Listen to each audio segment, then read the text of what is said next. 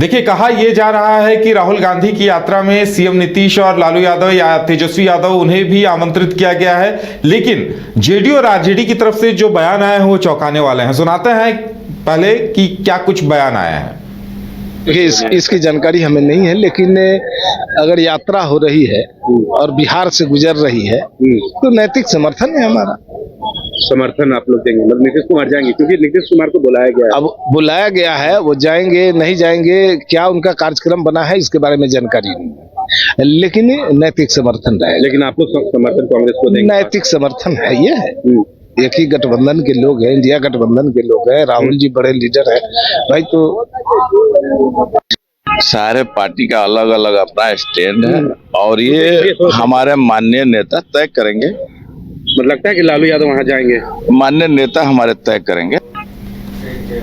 तो वाकई में बड़ा सवाल है कि इस पर अब सियासत आगे क्या कुछ होगी या फिर क्या कुछ प्रतिक्रिया आएगी। ज्यादा जानकारी के लिए अविनाश जुड़े हुए हैं। अविनाश, वाकई में ये तो महागठबंधन या इंडिया गठबंधन के लिए बड़ी बात है कि राहुल गांधी बिहार आ रहे हैं, और जब नीतीश कुमार और लालू प्रसाद यादव या तेजस्वी यादव को बुला रहे हैं, लेकिन हैरान करने वाली बात यह है कि इनका बयान आ रहा है कि समर्थन रहेगा, लेकिन आएंगे या नहीं कह नहीं सकते। तो क्या मायने हैं इसके?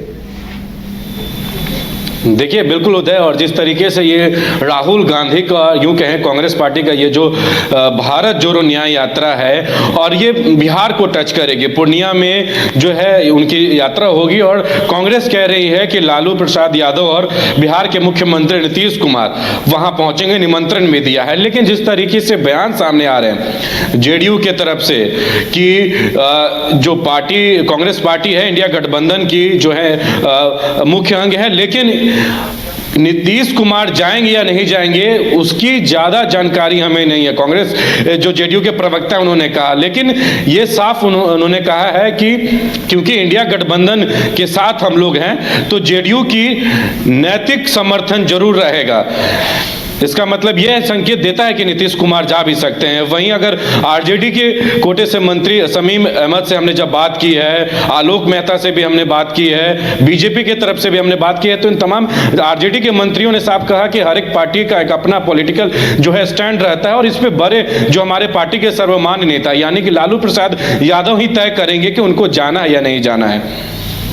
बिल्कुल, यानी अभी तक कुछ स्पष्ट नहीं है, और लगता है कि ये जो बिहार में आपस में जो सियासी खींचतान है सीटों को लेकर, कहीं ना कहीं बात नहीं बन पाई है, और कांग्रेस खुद को इस मामले में उपेक्षित महसूस करती होगी कि जिस तरह से जेडीयू और आरजेडी का दावा है और इस बीच वाम दलों और कांग्रेस के लिए कम सीटें दी जा रही हैं। तो लगता है कि इन सभी को भी वजह माना जा सकता है कि खुलकर एक साथ एक मंच पर आने से सभी एक दूसरे से मुंह चुरा रहे हो। अविनाश जी बिल्कुल, ये भी एक वजह हो सकती है उदय कि जिस तरीके से सीट शेयरिंग को लेकर जो पेच फंसा, और कांग्रेस लगातार जो है कम से कम ये दावा कर रही थी कि 8 से ज़्यादा सीट मिले, 10 सीट मिले, लेकिन इन सभी चीज़ों पर कहीं ना कहीं एक बिंदु लगा है, कहीं ना कहीं बोल सकते हैं कि पूर्ण विराम लगा है। और कांग्रेस यही वजह है कि क्योंकि आरजेडी के जो अध्यक्ष हैं, राष्ट्रीय अध्यक्ष लालू प्रसाद यादव, वो जानते हैं कि कैसी सियासत करना है। उन्होंने पहले ही स्पष्ट कह दिया था कि 17 से कम सीट पर नहीं जो लड़ेंगे,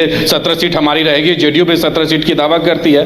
तो आरजेडी और जेडीयू दोनों के ही जो बड़े नेता हैं नीतीश कुमार और लालू यादव, इन दोनों को जब कांग्रेस निमंत्रण देती है तो कहीं ना कहीं ये जरूर मन में संकोच होगा कि जब सीट शेयरिंग पर पेच फंसा, सभी समीकरण उस अनुकूल नहीं हुए जो कांग्रेस चाहती थी, तो कहीं ना कहीं जो है जरूर मन में हिचकिचाहट होगी कि शायद उस सभा में जाएं या फिर नहीं जाएं। ये तो देखना होगा कि पूर्णिया में जो जनसभा होगा कांग्रेस की न्याय यात्रा, उसमें जाते हैं कि नहीं। चलिए अविनाश, फिलहाल हमारे साथ जुड़ने के लिए और तमाम जानकारी देने के लिए आपका बहुत बहुत धन्यवाद।